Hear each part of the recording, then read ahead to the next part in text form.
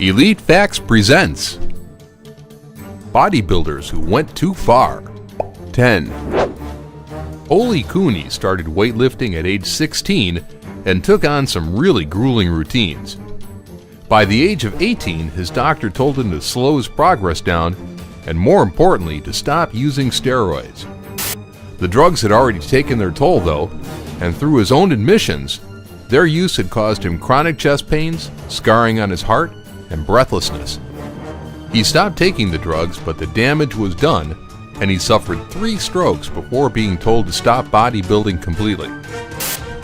It didn't take long before the inevitable happened, and he collapsed on a night out and died on the way to the hospital, leaving a distraught mother alone. 9.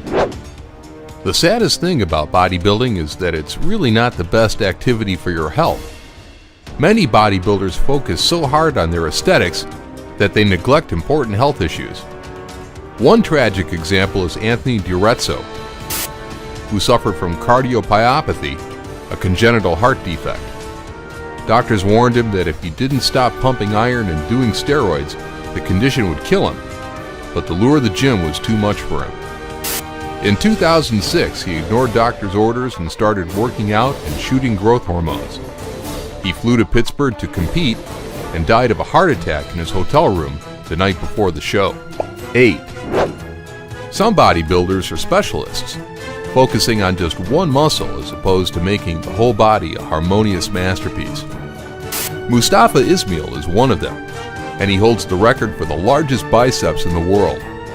The rest of Ismule's frame isn't anything special, but his bulging biceps are 31 inches in diameter. For reference, that's about as big as an average man's waist. Ismule denies any claims of cheating with stuff like synthol injections and complains that it's very difficult to buy shirts that fit. 7. San Francisco bodybuilder Kimbrough was described as a shy, quiet man who wouldn't hurt a fly before he started cycling on growth hormones to compete. The artificial hormones turned him into a very different person, though. And in 1993, he snapped and murdered his fiancée, Christy Ramsey, in a fit of passion because he thought she'd found another man.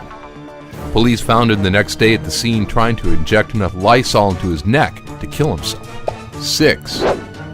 Imagine coming home from dinner out and seeing a 300-pound man standing on your lawn and looking mighty aggressive.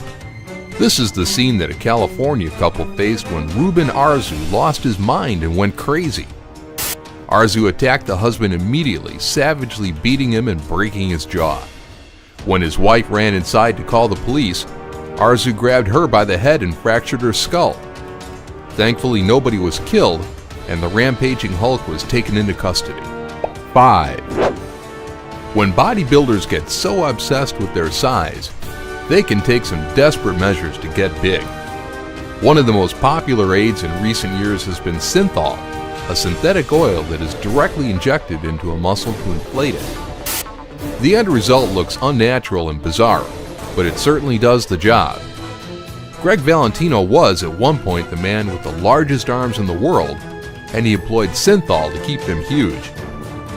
Administering all of those injections took its toll on Valentino, though, and he developed a hematoma in his right arm that started leaking pus. He tried to drain it himself with a syringe and his biceps exploded, making a grotesque bloody mess that resulted in a trip to the hospital. 4. Many competitors resort to diuretics before they get on stage to push them over the edge and remove all of that water weight. These can have incredibly scary effects. One of the saddest stories is of Austrian legend Andreas Munzer, who was renowned for his extremely low body fat. In 1996, Munzer was rushed to the hospital complaining of stomach pain and died on the operating table.